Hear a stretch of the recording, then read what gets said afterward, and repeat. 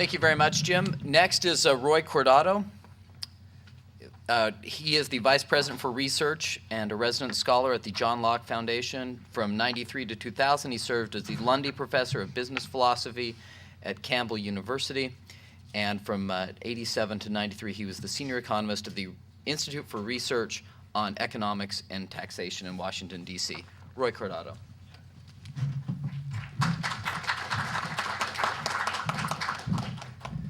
I, too, am PowerPoint challenged. You will see that my talk is not really PowerPoint driven. I just wanted my name up on a screen. I'm serious. I have about 4 slides here to open my talk, and then I'm going to close this thing and put it underneath, and you'll have to put up with my droning on. I have a few quotes here that I'd like you to just ponder for a minute.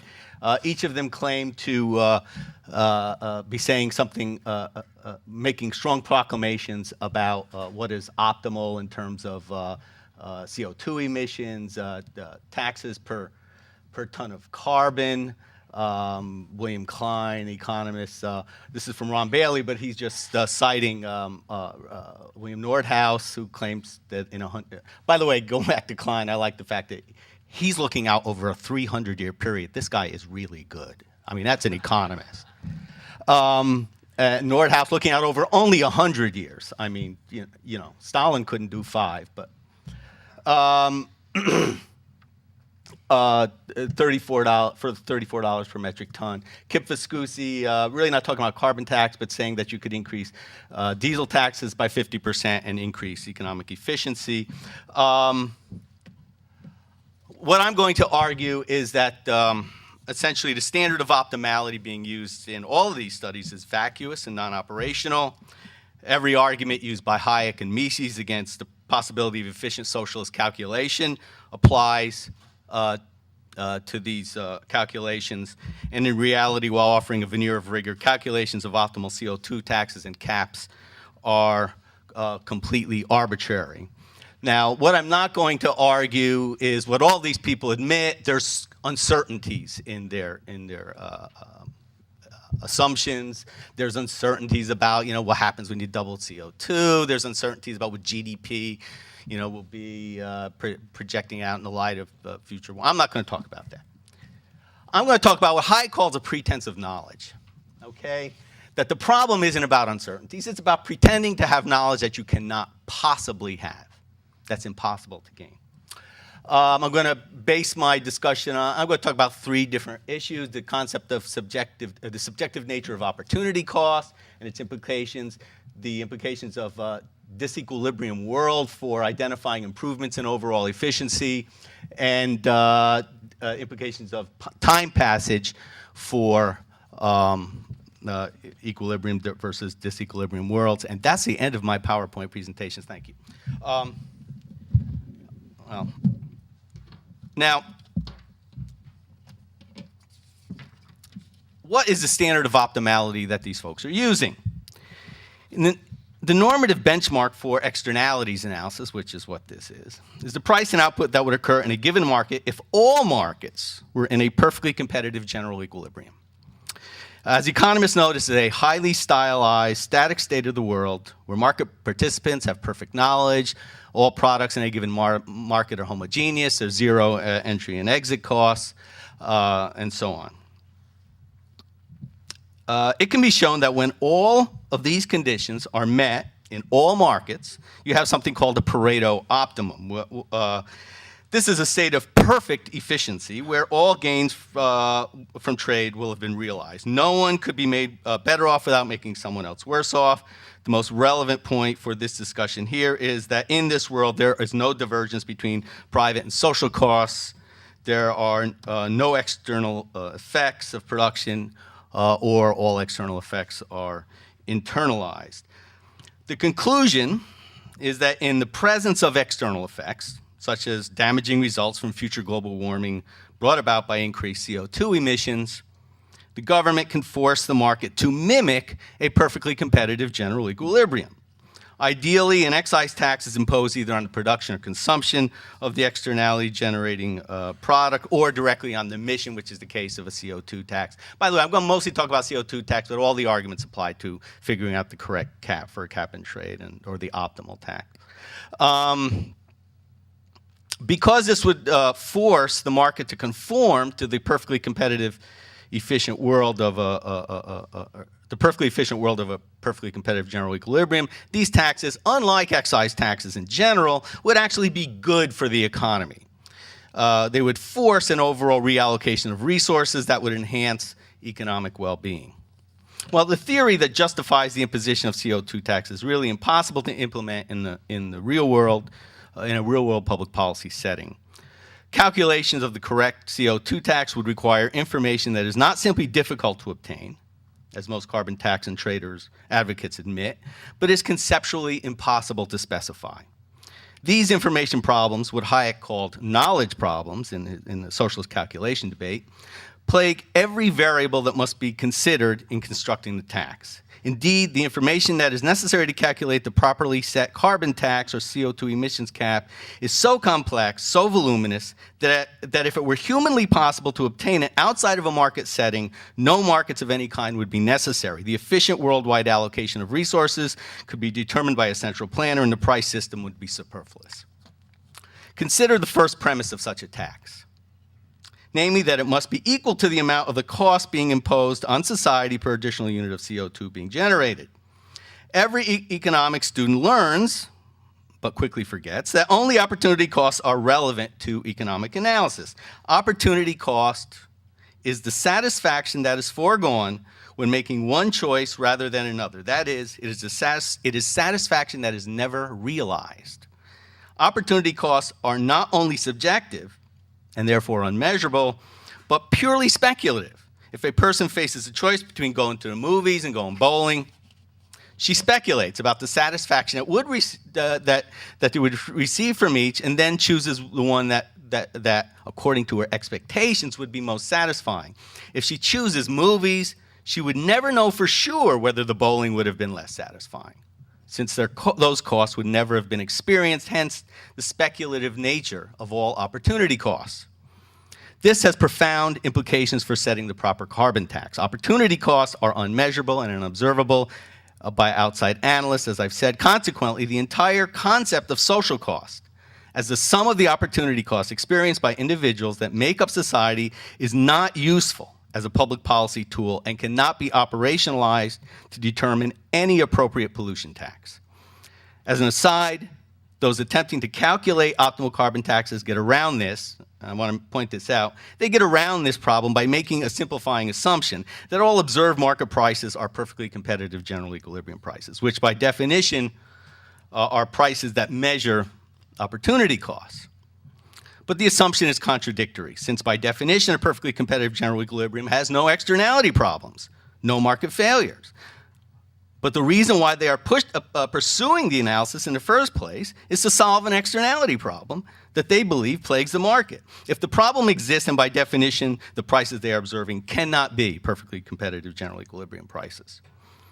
When considering a carbon tax and the cost of global warming, the problems are even more profound, since the opportunity costs of global warming, for the most part, are not to be experienced by people who are even born yet. The analysts would need to know the choices that will face individuals in future generations as a result of global warming problems, and how these individuals will value the opportunities that are foregone as a result of the choices that are actually made. For example, imagine in the year 2100, people living in an area that has become more susceptible to flooding because of global warming. In order to determine the opportunity cost of global warming to just this group, the analysts today would need to know how these yet-to-be-born individuals in the year 2100 would value the alternatives that they may forego in order to deal with the additional risk of flooding. Imagine that people have to pay more for flood insurance. The policymaker today would need to know how these individuals would value the goods and services that would have been produced if global warming was not a problem and they did not have to purchase the additional insurance. Furthermore, additional resources will go into the insurance industry. How will the insurance industry invest those resources? How will society value the results of this reallocation compared to the non-global warming scenario? Again, this information must be obtained in order to assess the opportunity costs of future global warming. Also, additional resources will flow into sandbagging, riverbanks, so on. The true measure of opportunity costs of additional flooding caused by global warming would have to specify the value that people place in terms of foregone satisfaction on the output that would have been produced if these other activities were not pursued. To know this, the policy analyst today would have to know the subjective evaluations that future individuals would make regarding production that never occurs because global warming has forced resources to be allocated to other uses. Determining the costs of global warming on currently non-existent future people would simply be the necessary, albeit impossible, first step. It would then have to be shown that abating these costs, which would be the benefits of the tax, are worth the cost of abatement, which is the cost of the tax. The problem that must be tackled involves intergenerational comparisons of cost and benefits. That is, not just interpersonal utility comparisons among people who are currently alive, something that all economists should reject, but typically don't, and recognize as methodologically illegitimate, but intergenerational utility comparisons between people currently living and people who won't be born for decades. The idea of adding and subtracting costs and benefits across individuals at a point in time to come up with a measurement of net social benefit is conceptually impossible. But to claim that this can be done across generations with people who are not yet born is simply silly. An additional complication arises when one realizes that reductions in present output simply imply reductions in future output, and therefore the cumulative effect of the tax implies a reduction in output for both current and future generations. The higher tax today will mean less investment and saving to fund future production activities. It would also mean that fewer resources in the present will be available for current research and development and for the funding of new entrepreneurial insights. All of this would reduce future growth over what it otherwise would be and would make future generations materially worse off. Tim, could you hand me water?